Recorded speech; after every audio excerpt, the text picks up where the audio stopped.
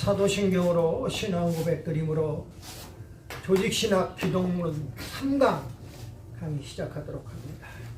전능하사 천지를 만드신 하나님 아버지를 내가 믿사오며 그 외아들 우리 주 예수 그리스도를 믿사오니 이는 성령으로 잉태하사 동정녀 마리아에게 나시고 본디오 빌라도에게 고난을 받으사 십자가에 못 박혀 죽으시고 장사한 지 사흘 만에 죽은 자 가운데서 다시 살아나시며 하늘에 오르사 전능하신 하나님 우편에 앉아 계시다가 저리로서 산자와 죽은 자를 심판하러 오시리라. 성령을 믿사오며 거룩한 공회와 성도가 서로 교통하는 것과 죄를 사해 주시는 것과 몸이 다시 사는 것과 영원히 사는 것을 믿사옵나이다. 아멘. 아멘. 아멘. 평안하셨습니까? 아멘. 사명자 여러분, 그리고 선지 생도 여러분, 또 이 방송을 통해서 공부하시는 선지 생도 여러분, 평안하셨을 줄로 믿습니다. 아멘. 포천 평안교회에서 보내드리는 조직신학 강의 기독론 3강을 지금부터 시작합니다. 이번 시간은 그리스도의 예수님의 그 비하, 승기, 신분에 이어서 그리스도 예수의 직분으로 중보자직, 선지자직, 제사장직, 왕직에 대해서 핵심만 공부하도록 하겠습니다. 첫 번째로 중보자로서 그리스도 예수입니다. 여러분들 오해가 있을까 봐서 미리 말씀을 드립니다. 저는 예수 그리스도라는 용어보다는 그리스도 예수라는 용어가 더 훨씬 마음에 와 닿습니다. 왜 그러냐 하면은 그리스도가 하나님의 독생자로서 하늘에서 하나님과 함께 왕권을 가지고 계시다가 하나님의 명을 받아서 하나님이 이 땅에 내려가시도록 명령하셨는 바 내려가지고 바로 예수님이 되셨기 때문에, 다시 말씀을 드리면 그리스도이신 하나님이 육신의 옷을 입고, 예수라는 육신의 옷을 입고 이 땅에 오셨기 때문에 근본이 그리스도다 그 말이에요. 아멘. 구세주다 그 말이에요. 메시아다 그 말이에요. 그러니까 예수를 얘기할 때는, 예수님에 대해서 얘기할 때는 그리스도가 먼저 나와야 맞다 하는 이야기를 먼저 드리는 겁니다. 먼저 그리스도는 하나님과 우리 인간, 죄인된 인간과의 관계에서 중보의 역할을 했던 중보자였다. 그래서 중보자로서 그리스도 예수에 대한 말씀을 먼저 공부하게 되는 겁니다. 중보자의 조건은 반드시 인간이에요. 그러니까 하나님이 자신이 육신을 입고 이 땅에, 예수라는 육신을 입고 이 땅에 내려오셨다 그 말이에요. 그러니까 또 무죄한, 죄가 없어요. 무죄한 인간이에요. 인간은 인간인데 죄가 있으면 안 돼요. 사람끼리 결합을 해가지고 낳은 인간은 다 죄인이에요.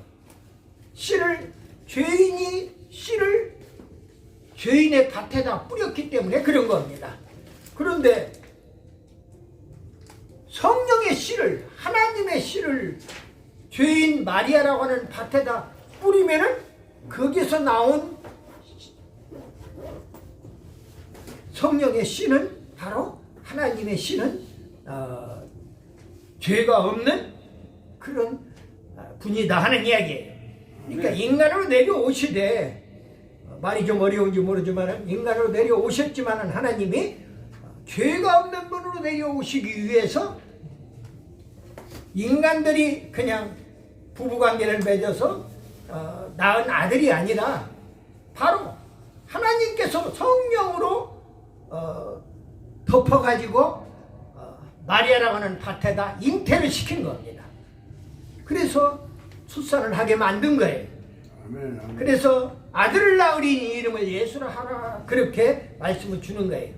그러니까 그분들은 바로 인간으로 오셨지만은, 무죄하지만은 반드시 하나님이셨던 것입니다. 이게 중보자의 조건이에요. 하나님이시면서 인간이 되어야 한다는 얘기입니다. 주여. 그리고 중보자의 삼중 직임이 있어요. 중보자가 되면은 세 가지의 직임이 있습니다. 중보자의 직임이 단일성, 그리고 직임의 세 구분은 선지직, 또 제사직, 또 왕직, 이런 것들이 예언이 되었고 성경은 성취가 된 것입니다.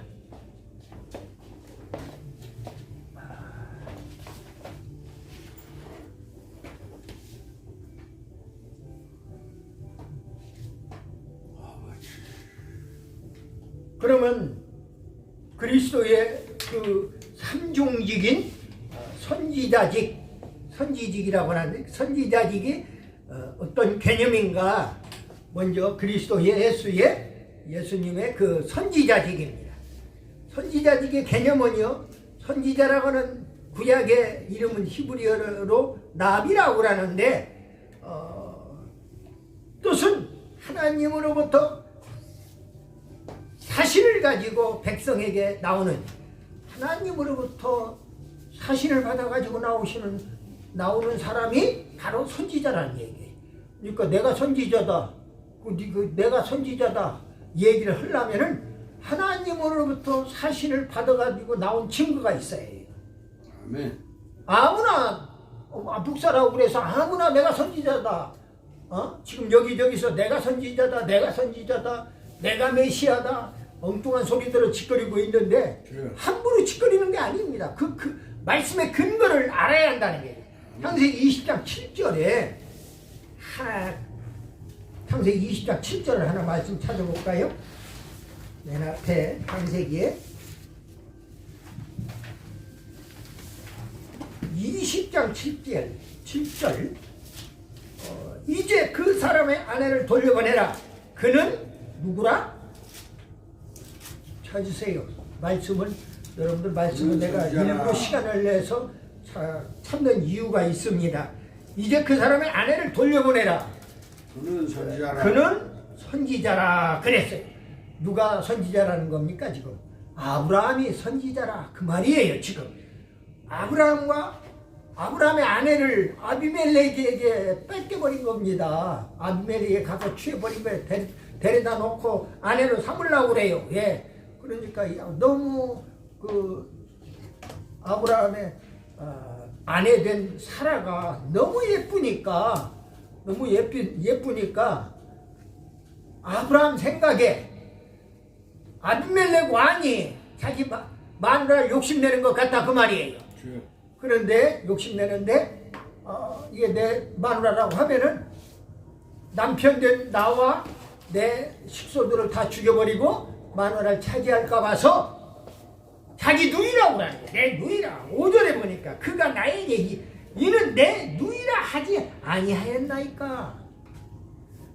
근데 나중에 아비멜렉 왕이 이야기하는 나 누이라고 그래서 그 여인을 내 오라비라 하였다오니 여자들한테 물어보니까 오라비라 하더라. 그래서 짜고 치는 고수톱이 되어버린 겁니다. 나는 온전한 마음과 깨끗한 손으로 이렇게 하였나이다. 대접을했어. 아직 손 안 댔다 그 말이에요. 깨끗한 손으로 이렇게 하였나이다. 하나님의 꿈에 또 그에게 이르시되 내가 온전한 마음으로 이렇게 한 줄을 나도 알았으므로 너를 막아 내게 범죄하지 아니하게 하였나니 여인에게 가까이 하지 못하게 함이 이 때문이니라. 이제 그 사람의 아내를 돌려보내거라. 그는 선지자라. 아브라함은 선지자라고, 하나님이 선지자라고 얘기하는 거예요. 선지자는 하나님의 사실을 가지고 있는 이렇게 성경에 분명하게 선지자라고 하는 겁니다. 그러면 그리스도가 선지자냐? 그리스도가 선지자라고 하는 이야기가 성경에 여러 군데 등장해요. 오늘 그 선지자의 개념에 대한 말씀 먼저 드리는데, 또 사실을 가진 백성에게, 하나님으로부터 사실을 가지고 백성에게 나오는 자가 선지자라고 그랬는데, 그냥 자기의 권위를 높이기 위해서 나는 자타가 공인하는 선지자다. 뭐 자타가 공인을 해. 성경에 없는 소리 그따위 소리를 짓거리는 거 아니에요. 아닌 건 아닌 거예요. 자기가 어떻게 선지자라고 얘기해. 자기가 자타가 그 말은 나도 선지자라고 남들도 나한테 선지자라고 그런다 이게요. 남이나 내가 선지자라고 하는 게 아니야. 하나님의 하나님으로부터 사실을 가지고 하나님이 주시는 사실을 가지고 백성에게 나오는 자가 선지자다 그 말이에요. 또 다른 용어로 히브리어의 로에나 호제는 선견자라고 먼저 본다 그 말이에요. 선견자는 볼견자를 써서 먼저 보는 자라 하는 이야기입니다. 그러니까 세상 앞 세상을 우리가 살아가야 할 미래 앞 세상을 먼저 내다보는 자가 선견자 그런 의미로 선지자를 썼어요. 구약에서는 그렇게 쓰였다 그 말이에요. 신약에서 헬라어로 프로페테스 해서 이는 프로와 페미 프로는 압이라는 말이고 페미는 말이라고 하는 얘기입니다. 그래서 프로와 페미의 합성어예요. 뜻은 말을 앞서 통하는 자, 미리 말하는 자, 앞서서 내다보고 말하는 자를 이야기하는 겁니다. 그리고 기타 선지자는 하나님의 사자, 주의 사자라고는 의미로 선지자라는 용어를 사용했다. 선지자의 정의를 신학자들 중에 유명한 신학자가 뻘콥이나 스토롱, 하지 이런 교수들에 의하면은 선지자란 정의를 이렇게 내리고 있어요. 선지자란 하나님께서 인간들에게 전달코자 하시는 특별 계시를 성령의 감동을 받아서 전달하는 사명을 받은 자다 이렇게 얘기를 합니다. 근데 여기는 성령의 감동이 있어야 하고 사명을 받아야 한다 그 말이에요. 특별 계시로 인간들에게 전달코자 하는 그 선지자가 그러한 의미를 가지고 있다. 하나님이 주신 말씀을 전달해야 할 책임을 가지고 있다 그 말이에요. 그런 차원에서 선지자를 정의하고 있어요. 선지자는 두 가지 요소를 가지고 있습니다. 수동적인 요소로 하나님이 세우신 선지자가 있고 또 하나님께 받은 계시만 전달하는 선지자가 있고 능동적인 요소로서 선포하는 선지자가 있어요. 선포하는 선지자, 자발적인 선포자가 있어요. 그 여러분 선지자라고 자타가 공인하는 선지자라고 하는 사람은 자발적인 선포자에 해당될 겁니다. 그렇게 우리가 볼 수 있어요. 이렇게 선지자에는 그런 요소도 두 가지의 요소, 수동적인 요소와 능동적인 요소로 그 선포하는 의미와 또 하나님께서 세우신 선지자이기 때문에 하나님께서 사무엘이라고 하는 선지자가 있었어요. 이스라엘에 초대 사무엘이라는 선지자를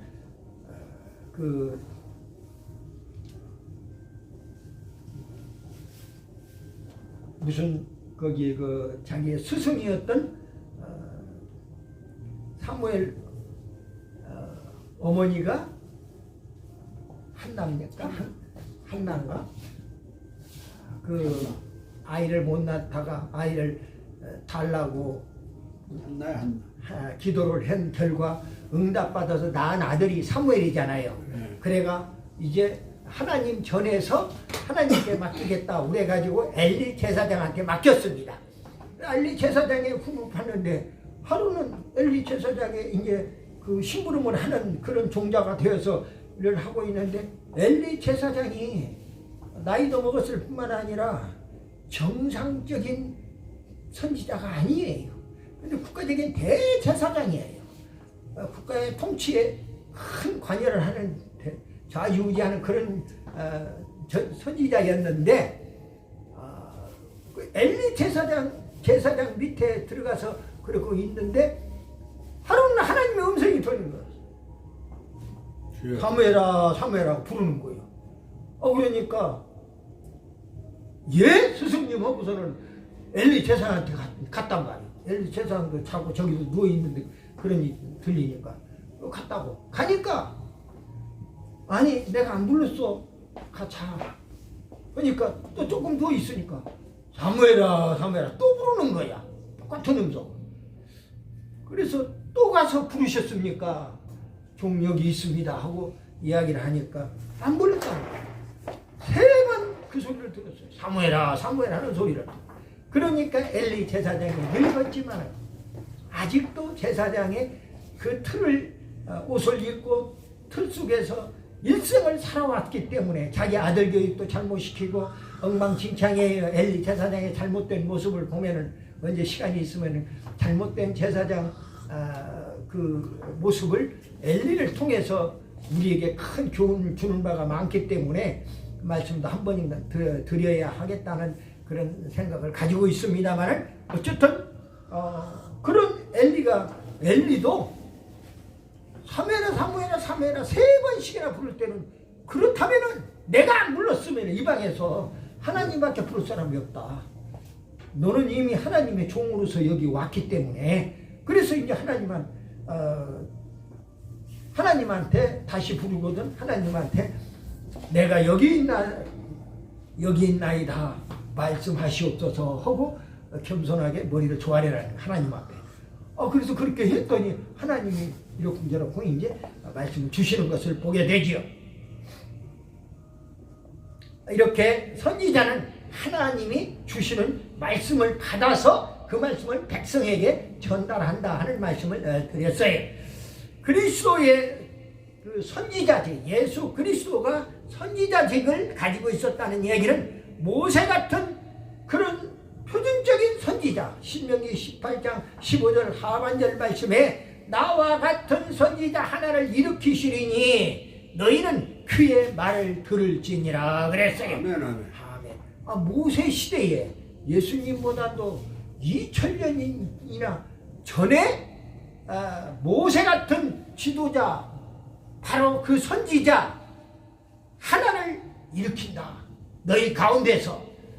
그래서 너희들은 그의 말을 들어야 한다. 앞으로 너희뿐만 아니라 너희 후손들이 들어야 한다. 그 말이죠. 2000년 전이니까. 그래서 모세 같은 표준적인 선지자를 표준적인 선지자가 된다고 누가 그리스도가 그렇게 된다고 말씀을 주고 있는 것을 봅니다. 모세 선지자의 표준적인 그 특징이 7가지를 얘기할 수가 있는데 먼저 하나님의 소명, 역사적인 사건들을 미리 분별하라고 백성의 윤리적, 사회적 안녕에 관심을 가지고 하나님 나라를 위해서 사역을 하고 사신 전파의 상징들로서 즉 들어 올린 손, 노뱀, 백성 위에 하나님 앞에 중재의 역할을 하고 백성들에게 예언을 하고 하나님의 말씀을 선포하는 선지자의 표준적인 특징이에요. 선지자는 이렇게 해야 한다 그 말이에요. 상징적인 이유. 예를 들어서 모세가 손을 들어 올렸어. 손을 들어 올리면은 홍해가 갈라지는 역사가 일어난다니까. 아멘. 예를 들면은 또 노뱀 사건은 노뱀을 만들어서 하나님이 다뤄매라, 공중에서 다뤄매라는 장대에 다뤄매라는 거예요. 그 노뱀을 만들어서 다뤄매놨어요. 그리고 다 백성들이 불뱀에 물려서 다 죽어가고 있을 때 불뱀에 물려서 죽어가는 백성들이 그 노뱀을 쳐다본즉 살더라 그 말이에요. 살아나는 역사가 일어났어요. 유명한 노뱀 사건 아닙니까? 그리고 백성들을 위해서 하나님 앞에 중재의 역할을 하는 겁니다. 모세가 백성들 잘못되었을 때 자꾸 백성들을 하나님이 다 멸해버리려고 하실 때에도 모세가 자기 생명을 걸어놓고 백성들을 구하는 모습을 보지요. 중보기도를 하는 것을 봅니다. 큰 그릇은 달라요. 나한테는 나를 헐뜯고 죽이려고 그런다고 해서 죽여지는 게 아니에요. 모세도 돌마다 죽을 뻔이 한두 번이 아니지 않습니까? 그럼에도 불구하고 그는 그 돌로 자기를 쳐 죽이려고 하는 그 백성들을 향하여 하나님께 중재의 역할을 하는 겁니다. 그 죄인들을. 그리고 백성들에게 예언을 합니다. 하나님이 주신 말씀을 예언하는 겁니다. 말씀을 선포하는 것을 보게 됩니다. 이것이 모세를 통해서 우리에게 주는 선지자의 표준적인 특징 7가지라 이 말입니다. 그 다음에 그리스도는 특수한 의미의 선지자다. 그리스도는 창조적 선지자예요. 아들로서의 선지자이고 유일하신 선지자이고 완전한 계시의 선지자이고, 제가 시간 관계상 제목만 말씀을 드렸습니다. 자세한 내용은 여러분들이 교재를 참고하시면 될 것 싶어요. 그리스도 선지자로서의 선포 내용을 보면은 먼저 독보적인 선포 내용이 나옵니다. 요한복음 7장 46절 말씀에 하석들이 대답하되 그 사람이 말하는 것처럼 말한 사람은 이때까지 없었나이다. 우리가 흔히들 그러죠. 전무후무한 일이 생겼다고 그러잖아요. 지금까지 이 성전에서 누구처럼 이야기한 그런 일이 없었습니다. 만일에 예수님이 여기 와서 설교를 했다면은 지금까지 저분처럼 회당에서 이야기한 일이 아무한테도 없었습니다. 그동안에 많은 율법학자들, 또 바리새인들, 잘나가는 바리새인들, 서기관들, 사두개인들, 그 율법학자들 많은 사람들이 와서 여기 와서 설교를 했지만은 예수님처럼 한 설교는 없습니다 하는 이야기를 오늘 요한복음 7장에서 사도 요한이 지적을 해주는 겁니다. 하속들이 대답하되 그 사람이 말하는 것처럼 말한 사람은 이때까지 없었나이다. 그리스도 메시지의 특징이랄까? 특이한 점은 자기를 계시합니다. 여러분들 그냥 우리 목사님들은요 일반적으로 자기를 드러내려고 하기가 대단히 어려워요. 잘못하면 교만하다고 그러고 그렇지 않습니까? 그리고 나가 이렇고 저렇고 하면은 왜 신학교에서 가르치기를 그렇게 안 가르쳤는데 자기 자신의 예화를 가능하면 들지 말라고 가르쳤는데 맨날 강단에서 자기 자랑만 하고 앉아 있으면은 그 사람 설교는 이제 다시는 듣기 싫은 거예요. 아니 또 그 얘기? 지난번 했던 또 그 얘기? 맨날 그 얘기. 예를 들어서 자기 계시를 그리스도 예수님 메시아도 그리스도 그 메시지가 바로 특이한 점이 자기를 계시했다는 점이에요. 장래의 일을 예언했다는 점이에요. 자신이 메시아임을 증거했다는 점이에요. 아멘. 자기가 메시아라는 얘기를 그러니까 오늘날 여기에 힘을 입어가지고 이단들이 내가 메시아라고 헛소리를 짓거려 되는 겁니다. 예수님이 그랬으니까 저도 해도 된다는 식이지요. 천국 비밀을 비유로 선포하십니다. 완성된 계시자의 그런 특이한 점을 가지고 있어요. 그리스도 선지 사역의 여러 단계, 그리스도의 그 선지 사역의 선지자직을 말씀을 드리는데 여러 단계, 선지자역의 여러 단계를 보면은 먼저 성육신 이전에 선지 단계가 나옵니다. 그리스도는 성육신 이전에도 로고스 말씀이죠. 로고스로서 빛으로 각자에게 비춰 주셨어요. 여호와의 사자로서 선지 사역을 하셨고 계시의 영으로 선지 사역을 하셨어요. 하나님의 영으로 성령 충만한 그러한 선지 사역을 말씀을 통해서 성육신 이전에도 하셨더라 그 말이에요. 그 다음에 지상에 오셔가지고 성육신에서 지상에 오셔가지고도 선지 사역을 하는데 그리스도는 성부로부터 성령 받아서 가르치심과 이적으로 신적인 진리를 선포하게 이릅니다.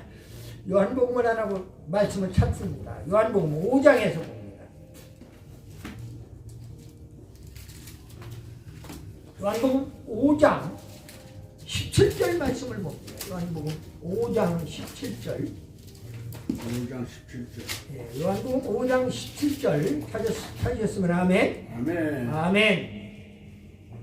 합독합니다. 예수께서 그들에게 이르시되 내 아버지께서 이제까지 일하시니 나도 일한다 하시네. 아멘. 여러분들 이 말씀이 대단히 중요한 말씀이에요. 왜냐? 하나님 아버지가 지금까지도 일을 하고 계신다. 그러니 예수님도 지금 일하고 계신다는 것.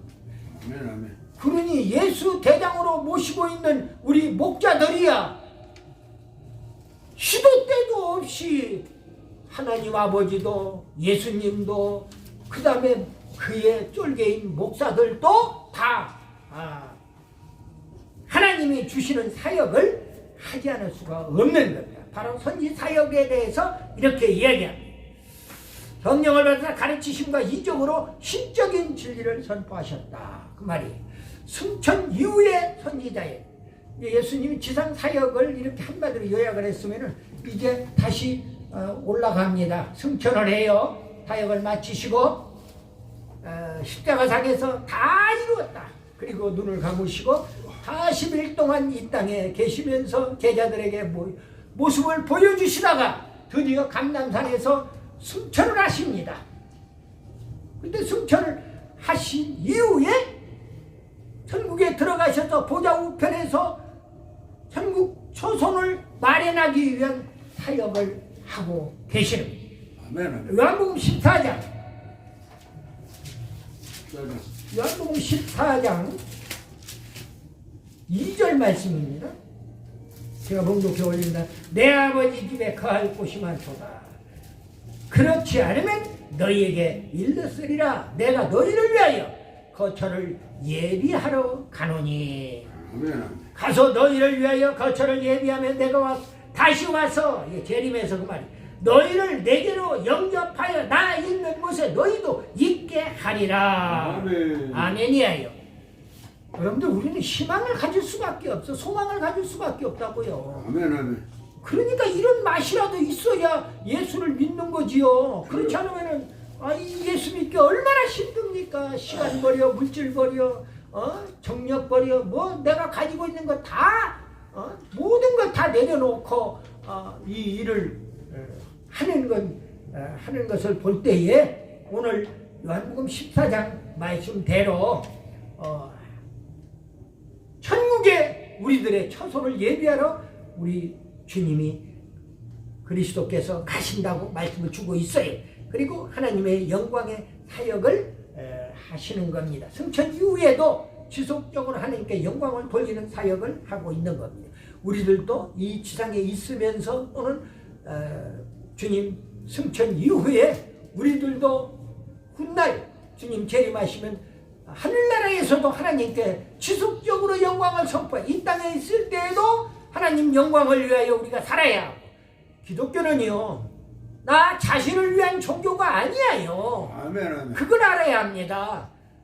부수적으로 하나님께 영광을 돌리고 하나님께서 자기 아들이니까 자기 백성이니까 영광 받으라고 그리고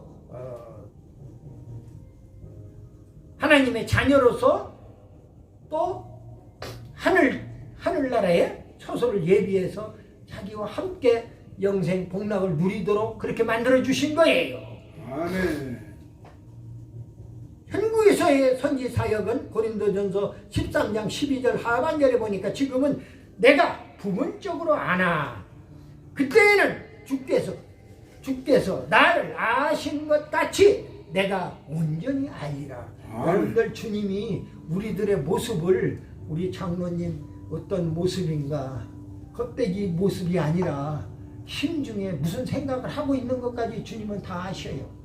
아멘. 예를 들면은 우리 목사님들 한 사람 한 사람이 각자 어떤 생각을 하고 있는 것까지 다 아신다고요. 우리의 생각과 마음과 말하는 거 행동하는 것까지 다 알고 계시는 주님이신데 그때에는 지금은 우리 성도들의 입장에서 목자들의 입장에서는 뭘 안다고 그래도 부분적으로 알아요. 예수 진리를 아는 것도 자기가 혼자 자기만 다 안다고 떠들어대는 것 같지만 부분적인 것만 자기가 알고 있는 부분적인 것만 선포할 뿐이에요. 강목사도 마찬가지예요. 누구든지 다 마찬가지예요. 자기가 아는 것이 다라고 생각하면 큰 착각이에요. 아멘. 그때는 주님 재림하시면은 그리고 주님의 나라 그리스도의 왕국이 선포가 되면은 그때에는 주께서 나를 아신 것 같이 주님은 우리의 세포 하나까지 다 아신단 말이에요. 어디가 아픈 것까지. 강 목사 지금 배에다 옆구리에다 구멍 2개 뚫고 호수 달고 있는 것까지도 주님은 다 알고 계신다고. 누님이 안 보셔도 다 안단 말이에요. 다. 그런데 아신 것 같이 내가 그때 가면은 온전히 안다는 거예요. 다 안다는 거지. 사도 바울을 통해서 고린도 교회에 천국에서의 선지 사역을 말씀을 주셨어요. 세 번째로, 크게 세 번째로 그리스도 예수님의 제사장.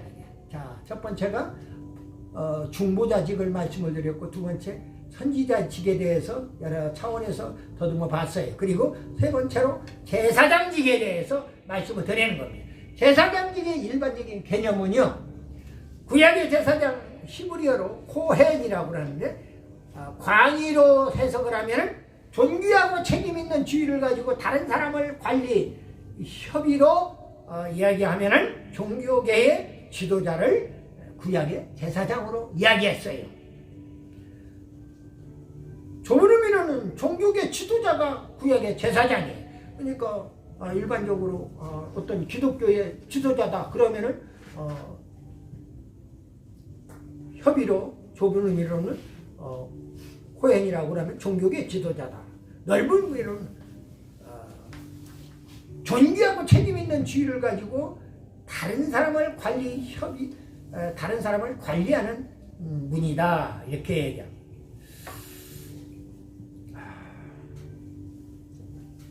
신약의 제사장은 헬라어로 하에리우스라고 하는데, 일반적인 의미로는 강자다, 약자가 아니라 강자다, 그 말이에요.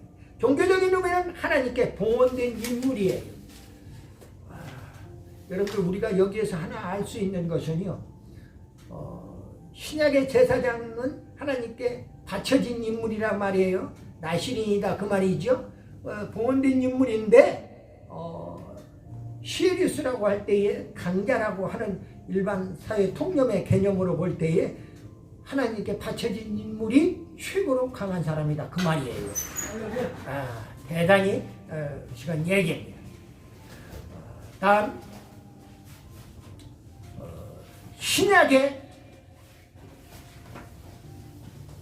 구약의 제사장, 신약의 제사장에 이어서 구약의 제사장을 정의로 정의하면은 하나님의 소명자다, 선택자다, 희생의 제상자다, 희생의 제사자다, 그리고 기도의 수행자다. 기도, 그러니까 여기 앉아 있는 모든 소명자들, 선택자들, 희생 제사를 드리는 자들, 기도를 수행해야 하는 자들, 그 다 목사님들, 장로님들한테 해당되는 이야기야. 전부가 다. 아멘. 이걸 그냥 적당히 넘어가서는 안 된다, 그 말이에요. 이게 가장 핵심적인 기독론에서 이렇게 지금 얘기하고 있는 거예요. 구약에서 그렇게 제사장을 정의하고 있다, 그 말이에요. 하나님의 소명자로 정의하고, 선택자로 정의하고, 희생의 제사를 드리는 자로 정의하고, 기도를 수행하는 자로 정의하더라, 그 말이에요. 신약의 제사장의 정의는요, 그리스도께서 구약의 제사장 범주를 뛰어넘어서 이거 다 하고, 소명, 선택, 그 다음에 제사, 이걸 다 뛰어넘어서 기도까지 다 뛰어넘어가지고 속죄 사역까지 수행을 한단 말이에요. 속죄 사역까지. 다음 시간에 기독교 5대 교리에서 속죄와 그 주님의 보혈과 속죄에 대한 말씀을 드리려고 해요. 그때 속죄 사역에 대해서 상세하게 말씀을 드릴 겁니다. 속죄 사역을 수행을 한다. 우리의 죄사함을 수행을 한다, 그 말이에요. 우리는 죄인이에요. 죄인은 어디로 가느냐? 지옥 가도록 돼 있어. 의인으로 누군가가 바꿔주어야 한다, 그 말이에요. 그런데 여러분들, 우리 법정 용어에 사형을 언도받으면은 그 사람은 사형을 집행하면은 그걸로 끝나는 겁니다, 모든 인생이. 그런데 그 사람의 사명권을 누가 가지고 있냐면 대통령이 가지고 있어요. 바로 그리스도가 이 제사장이 되어가지고 사명권을 가지고 있을 때에 속죄 사역을 감행한다, 그 말, 수행을 한다, 그 말이에요. 그러니까 그리스도가 우리의 죄를 사해 주면은 그때부터는 자유의 몸이 되는 겁니다. 죄인의 몸에서, 구속된 몸에서 이제는 자유의 몸이 되어서 살아갈 수가 있다 그 말이에요. 아멘. 신구약의 제사장의 정의에 대해서 간단하게 말씀을 드렸고 핵심만 그 다음에 제사장의 일반적인 정의를 보면은 스트롱 교수나 하지 교수나 그 다음에 여기 장로교의 박형용 박사 통신대 교수 박사의 그 정의를 요약을 하면은 제사장이란 인간을 위하여 제물을 드리거나 기도하기 위하여 하나님에 의해 성별된 자들이다. 하나님에 의해 성별된 자들이다. 여기서 제가 스트롱 교수랄지 하지 교수랄지 박형용 박사 이 교수들을 이야기하는 이유가 있습니다. 이 사람들은 장로교 목사고 스트롱 교수, 하지 교수는 세계적인 신학자들이에요.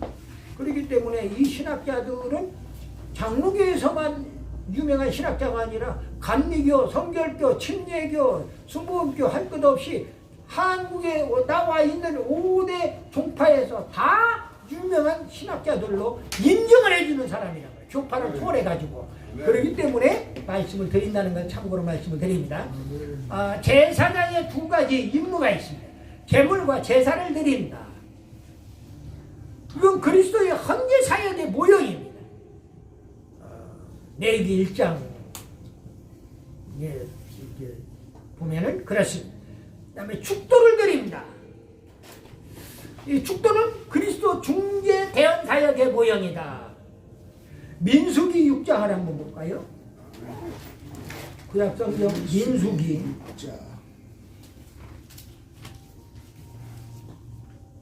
6장 6장 27절 말씀을 한번 봅니다. 6장 27절. 아멘. 6장 맨 마지막 절이에요. 6장 27절 합독합니다. 시작. 그들은 이같이 내 이름으로 이스라엘 자손에게 축복할지니 내가 그들에게 복을 주리라. 아멘. 목사님들 마음껏 축복하십시오. 아멘. 하나님이 복을 주시겠다는 거요. 아멘. 근데 왜 저주를 하냐고 목사가. 주여. 왜 저주하는 부정적인 얘기를 강단에 선포는 절대로 안 돼요. 여러분들 지금 요즘에 얼마나 세상이 험악하니까 그러기도 하겠지만은 그런다고 따라서 제사장님 목사들까지도 부정적으로 따라가고 거짓으로 따라가고 거짓 뉴스에 속아 넘어가고 선동에 속아 넘어가서야 되겠느냐 하는 이야기입니다. 그들이야 그러지 못하도록 기도해 줄 뿐이고 불쌍히 여기고 그 영혼을 불쌍히 여기면은 어떻게 처리해야 할 것이 해답이 나와요. 그렇기 때문에 그들을 미워하고 참 나는 목사님들 특히 기도원하는 여자 목사님들 또는 그뿐만 아니라 또 신앙생활 오래 했다고는 모태신앙이고 무슨 신의원사를 강하게 가지고 있는 권사님들 이런 분들이라고 하면서 그냥 아무개를 찢어 죽이려고 저런 원수를 그냥 갈기갈기 찢어 죽여야 한다는 거예요. 막 그러면서 얼마나 씹어 돌리는지 이거 있을 수가 없는 거예요. 감히 참 이래서는 안 되는데 하는 생각을 해보는 겁니다. 내 입에서 나오는 이야기를 주님이 기뻐하실까 이것을 늘 생각하고 강대상에서 말씀을 선포하는 사람들은 말씀을 선포하고 그러니까 아무한테나 이 강대권을 맡길 수가 없다는 이야기가 되는 거예요. 다음에 그리스도의 제사장직의 독특한 성질이 독특성. 그리스도 제사장직의 독특성. 첫 번째로 그리스도만이 유일한 참 제사장이다. 그리스도만이 하나님께 나아갈 권한이 제사로 죄사함을 받습니다. 하나님과 인간의 화목이 성취가 됩니다. 하나님의 사랑은 그리스도를 통해서만 전달이 돼요. 그리스도를 통해서만 전달이 돼요. 요한일서를 잠깐 봐요. 요한일서 베드로전서, 베드로후서, 요한일서 4장 9절입니다. 요한일서 4장 9절 제가 봉독해 올립니다. 하나님의 사랑이 우리에게 이렇게 나타난 바 되었으니 뭐가 나타났다고요? 하나님의 사랑이 우리에게 이렇게 나타났대요. 하나님이 자기의 독생자를 세상에 보내심은, 하나님이 자기 독생자 그리스도를 이 땅에 보내심은, 그 말이에요. 보내심은 그로 말미암아 우리를 살리려 하심이라. 우리를 살리시려고 하나님께서 몸소 자기의 독생자를 버리신 거예요, 이 땅으로. 아멘. 그 좋은 천국에서. 그래서 예수님이 십자가상에 매달려 돌아가시면서 뭐라고 합니까? 엘리 엘리 라마 사박다니 하잖아요. 나의 하나님 어찌하여 나를 버리셨나이까. 내가 이 설교를 하니까요, 엘리 엘리 라마 사박다니 설교를 하니까, 아니 어떻게 하나님 아버지가 자기 아들 독생자 예수 그리스도를 버리셨다는 얘기가 나옵니까? 버리신 게 어떻게 버리셨습니까? 버리셨다고 예수 그리스도가 얘기하고 있잖아요. 실제로 십자가상에서 마지막 절규의 모습이에요. 엘리 엘리 라마 사박다니. 그리고 나서 다 이루었다. 아버지가 이 땅에 나를 보내신 그 이유, 목적, 그 의, 이런 것을 다 이루었다는 거예요. 그리고 나서 숨을 거두시는 목사님, 다 이루었다 하시고. 그러니까 여기에 요한일서 4장 9절에 보니까 하나님의 사랑이 우리에게 나타난 바 되었는데, 하나님이 자기의 독생자를 세상에 보내신 것은 그로 말미암아 우리를 살리려고, 우리를 죽었던 우리를 살리려고. 안 죽었는데요? 안 죽었다고 생각하는 사람은 절대로 예수 못 믿어. 아무리 똑똑하고 잘나도. 여러분들이 한번 생각을 해보십시오. 정부 고관 대작들, 유명한 국회의원들, 한번 국민의 국민이 낸 세금에다가 빨대 꽂아놓고 피 빨아먹듯이 빨아쳐먹는 그 국회의원들, 그 인간들 한번 생각을 해보세요. 그 사람들이 우리보다 못 배웠습니까? 우리보다 환경이 나쁩니까? 연간 수억 원씩 자기 밑에 부하들을 통해 가지고 전부 그 많은 돈을 가져가면서까지도 참 그런 것들을 보면서 우리는 너무 안타까워요. 보니까. 그래서 우리를 살리려고. 우리가 왜 죽습니까? 우리가 죽었어야 우리를 살리려 하시냐 소리 말이 맞는 건데, 우리가 죄인이니까. 죄인은 죽을 수밖에 없는 죄인이에요. 아멘. 그러니까 우리가 이미 원죄로부터, 인간론에서 말씀을 드려서 원죄로부터 우리는, 아담 하와의 원죄로부터 우리는 죽을 죄인의 몸에 처했다, 그 말이에요. 그 후손들은 다 지금 죽어가고 있잖아요. 원래는 죽지 않도록 하나님이 만드셨다고요, 인간을. 그런데 하나님이 조건을 하나 줬단 말이에요. 저 동산 중앙에 있는 선악을 알게 하는 나무의 실과는 따먹지 말아라. 따먹는 날에는 정령 죽으리라 하고 말씀을 주신 거예요. 그리고 그런데 그거 따먹어버렸어. 하와가 따먹고 나서 저만 먹으면 따먹고 나니까 기가 막히게 좋거든. 눈도 밝아진 것 같고 보암직도 하고 먹음직도 하고 탐스럽기도 하고, 참 자기의 욕구가 만족이 되는 것을 느끼는 거예요. 그러니까 따다가 자기 신랑 영감에게 또 갖다 바치는 거예요. 그래서 아담은 그거 먹으면 죽는 줄 알아. 그러니까 아담 보고, 제가 아담의 동반 자살이라는 그런 설교를 한 적이 있어요. 아담이 동반 자살했어요. 하와와 함께. 원래 영생하도록 되어 있는 사람이, 인간의 인류의 최초의 조상이 동반 자살했다고요. 그 아담 하와의 첫 번째 아들 가인이 둘째 아들 아벨을 들에서 돌로 쳐 죽이는 최초의 살인자가 되었고요. 인간이 뭐가 죄가 아니라고 거들먹거리고 까불고 있어요. 그게 원죄인 것을 너무나 안타까운 거예요. 아버지.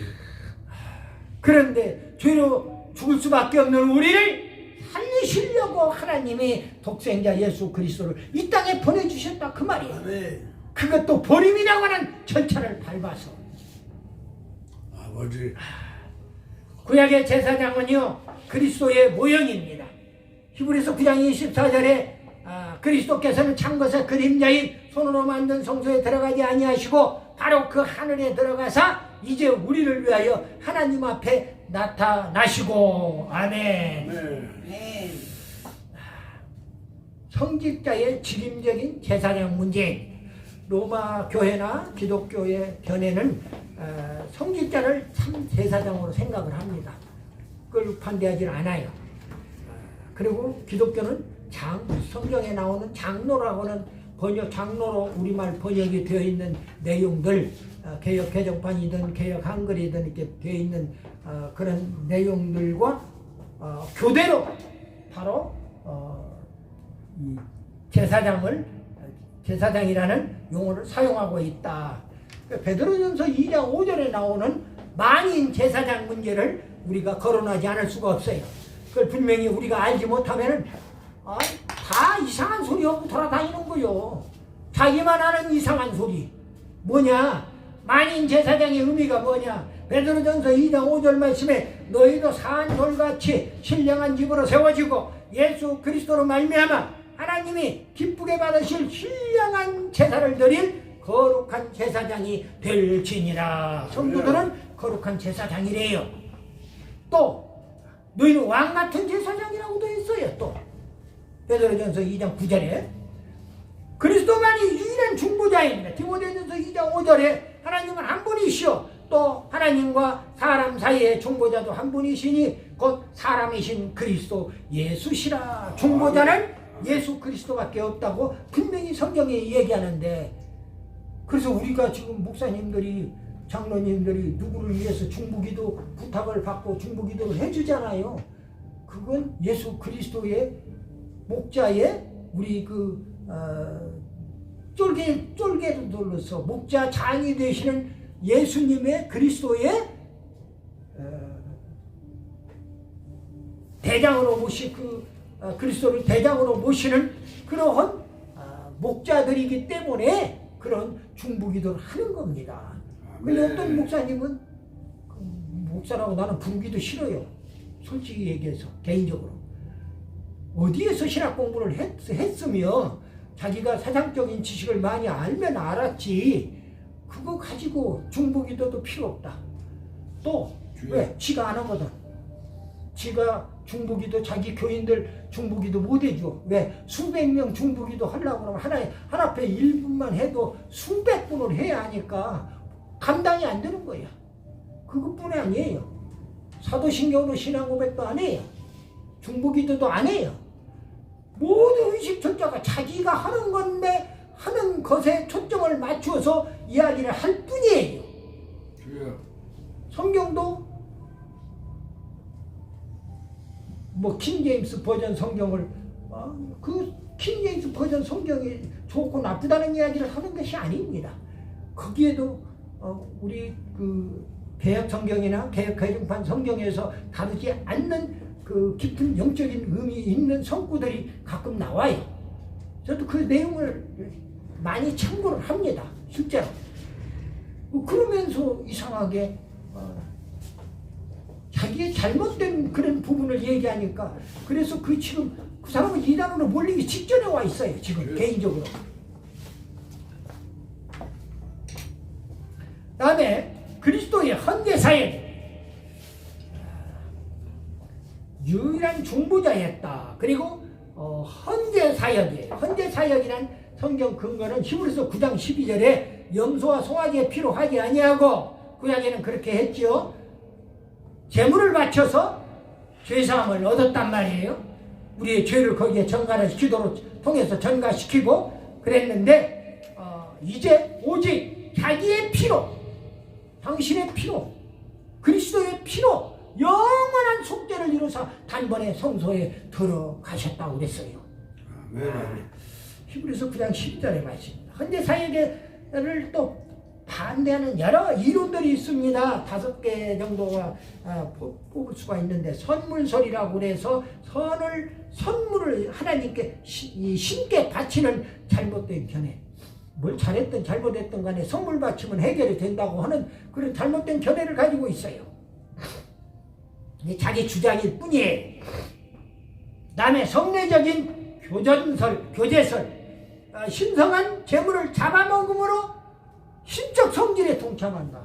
여러분들 신성한 동물을 잡아먹으면은요, 거룩한 짐승을 잡아먹으면 나도 거룩해진다는 거예요. 주여. 그런 유대인들의 그 사고방식, 그 잘못된 견해예요. 그것도 성례적 교제설, 그 다음에 숭배설, 신께 의존 숭배하는, 이것은 그럴싸하지 않아요. 하나님을 숭배한다고 하니까. 근데 그것도 우상 숭배의 요소를 띠고 있기 때문에 짐승한테, 그러니까 지금 그 보세요. 인도는 소한테 숭배하고 있잖아요. 소가 인도 시내를 지나가다가 그 고속도로에서 지나가다가, 고속도로는 100km, 110km 막 이렇게 달려가지 않습니까? 우리 한국 고속도로에서는 100km 이상씩 달려나간단 말이에요. 그런데 그 앞에 소가 지나가고 있는 거예요. 그러면은 교통순경이 어디서 나타났는지 모르게 소떼 보호하는 그런 교통순경이 있는가 봐. 와가지고서는 다 천천히 가라는 거예요. 다 신호하면서 천천히 가라는 거예요. 보자, 이거 우리가 신으로 섬기는 신성한 소가 지나가고 있는데 어디 빵빵거리고 비키라고 있을 수가 없다는 거예요. 이게 잘못된 거예요. 이게 그 신께 의존 숭배의 잘못된 견해 대표적인 얘기들이에요. 예를 들어 숭배설, 이것도 잘못됐고요. 다음에 상징설, 신과 회복된 교제 상징의 잘못된 견해. 다음에 이제 마지막으로 속죄설이 나옵니다. 동물을 죽이는 일은 죄사함에 있다는 올바른 주장입니다. 여러분들, 왜 동물을 죽여야 사람이 죄가 없어집니까? 논리적으로는 그걸 합당하게 설명할 근거가 없어요. 짐승이 나를 대신해서 죽는다? 있을 수 없는 거예요. 짐승도 생명이 있고 인간도 생명이 있는데. 예, 그럼에도 불구하고 그게 옳다고 지금까지 주장해 왔어요. 또 구약에서 그렇게 해왔어요. 그게 이스라엘, 유대, 팔레스타인의 문화예요. 그게 관습이란 말이에요. 근데 그걸 아니라고, 뭐하고 똑같냐면은요, 여기 있는 그 강목사한테 네 이름이 왜 희중이냐 하고 물어보는 거하고 똑같은 거예요. 목사님한테 당신 이름이 왜 해필 형수요? 하고 뭐 이야기하면은 그걸 따질 수가 없는 거예요. 고유명사이기 때문에. 이미 수천 년 동안 그렇게 문화가 그렇게 형성되어 왔어요. 그 문화권에 하나님이 말씀을 주신 거기 때문에 이 말씀을 드리는 거예요. 지금 그 문화가 잘못됐다, 잘 되었다는 것은 차고 그만두고라도 말입니다. 창세기 8장을 한번 볼까요? 노아의 문제가 나옵니다. 창세기 8장에 창세기 8장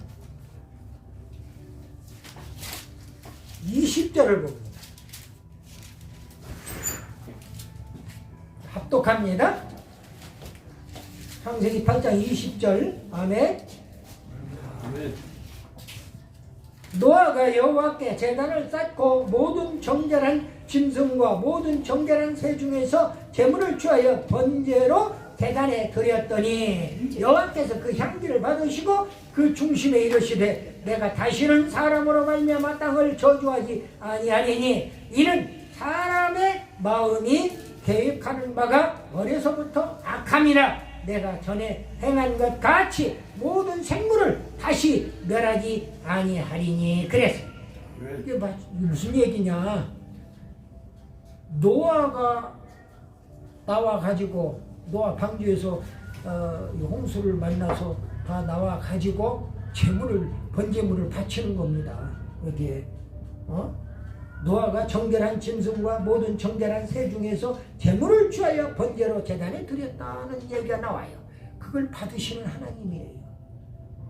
무슨 얘기냐? 그게 그 제물 바치는 것, 너희들 죄를 사해 주려고 정결한 짐승, 정결한 새, 그 제물 삼아서 바친 그거 하나님이 받으셨단 말입니다. 아멘. 뭐 그거 가지고 매주알 고주알 따질 것이 못 돼요. 네 문화가 옳고 여러분들 지금 우리 한국에 개고기 못 먹게 하는 지금 이런 문제가 저기 법적으로 어쩌고 저쩌고 지금 얘기가 나오고 있는 것 같아요. 그러면은 고기 못 먹게 하려면 소고기, 돼지고기도 못 먹게 해야죠. 양고기도 못 먹게 해야죠. 예. 다른 나라 칠면조, 팔면조도 못 먹게 해야죠. 전 세계 모든 백성이 동물 주식을 못하도록 만들어야 할 거 아닙니까? 이런 문제들이 나와요. 노아와 욥의 제사가 욥기 1장 5절에 보면은 욥도 아예 자기 아들 하나 한 사람을 위해서 욥기 한번 찾아보세요. 욥기 1장 5절에 신남매를 위해서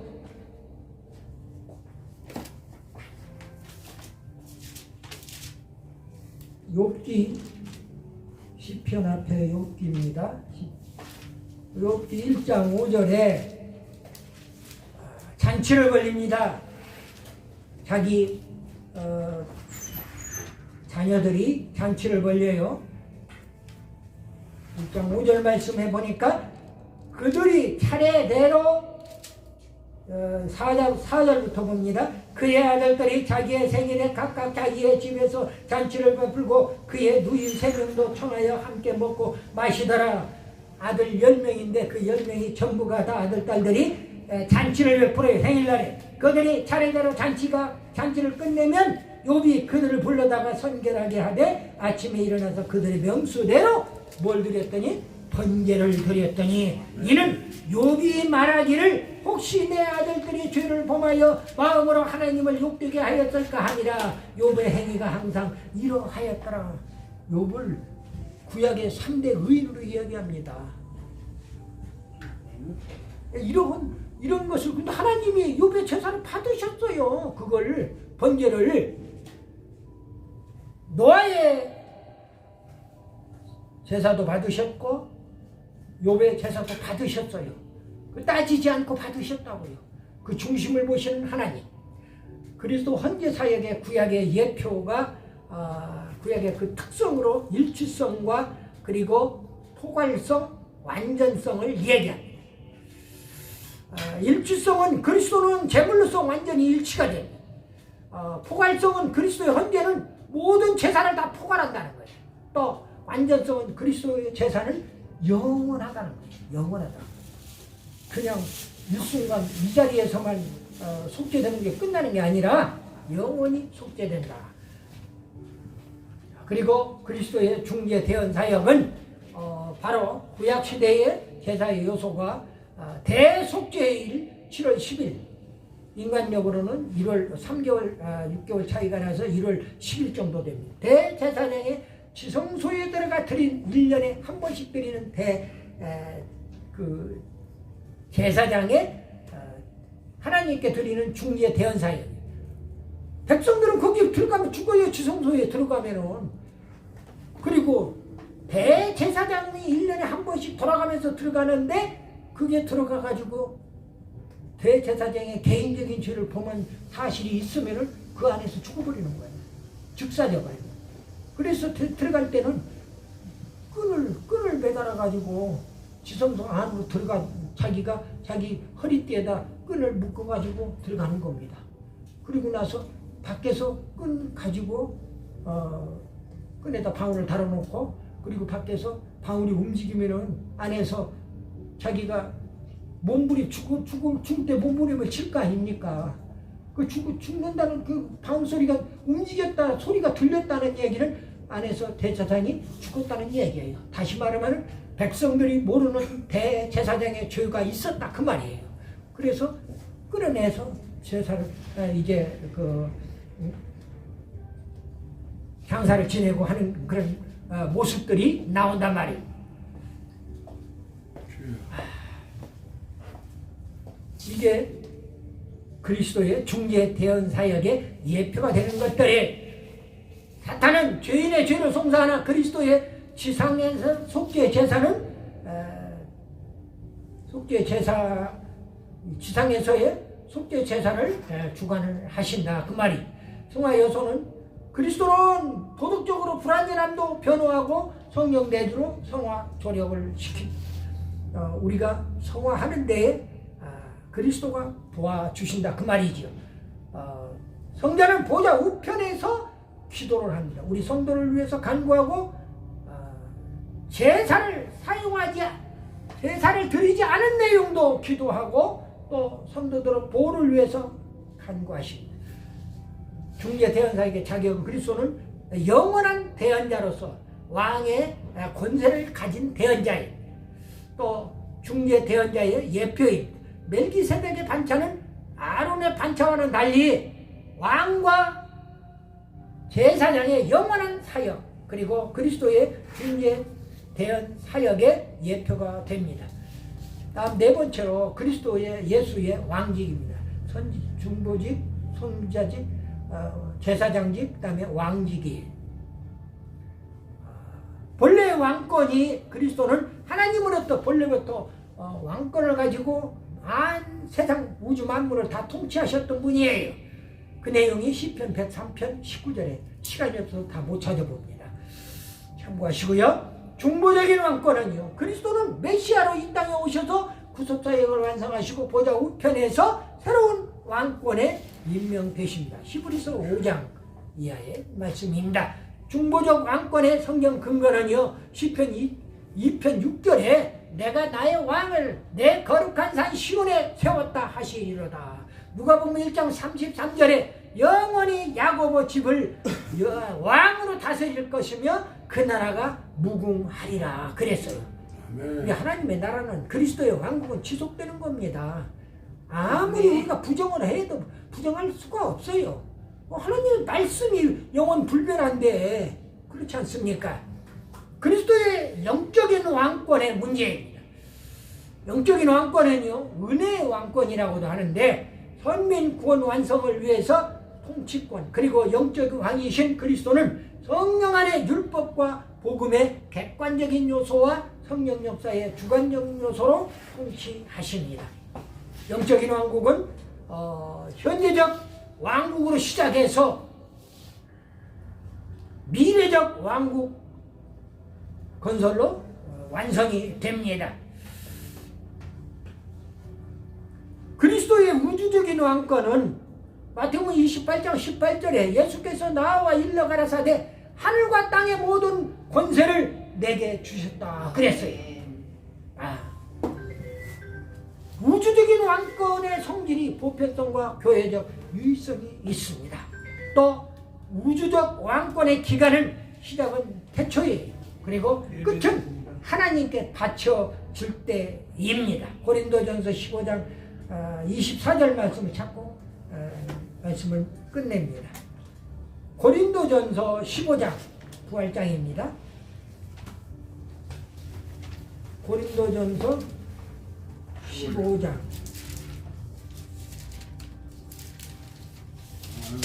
고린도전서 15장 24절 말씀 24절 아멘. 하셨으면 아멘. 아멘. 아멘. 그 후에는 마지막이니 그가 모든 통치와 모든 권세와 능력을 멸하시고 나라를 아버지 하나님께 바칠 때라. 마지막 때에 가서는 그리스도의 왕국을 하나님 아버지께 바치는 것으로 끝을 맺어요. 모든 영화를 다 받으시고 말입니다. 바칠 때 그렇게 해서 우주적인 왕권의 끝을 맺게 되는 것입니다. 오늘 중보직 그리고 선지자직, 제사장직, 왕직에 대해서 오늘 말씀을 드렸습니다. 주기도문으로 말씀을 마칩니다. 하늘에 계신 우리 아버지여, 이름이 거룩히 여김을 받으시오며 나라의 임하옵시며 뜻이 하늘에서 이룬 것 같이 땅에서도 이루어지지. 오늘날 우리에게 일용할 양식을 주옵시고 우리가 우리에게 죄 지은 자를 사해 준 것 같이 우리 죄를 사해 주옵시고 우리를 시험에 들게 하지 마옵시며 다만 악에서 구하옵소서. 내게 나라와 권세와 영광이 아버지께 영원히 있사옵나이다. 아멘. 하나님께 영광의 박수 올립니다. 할렐루야. 아멘. 아이고,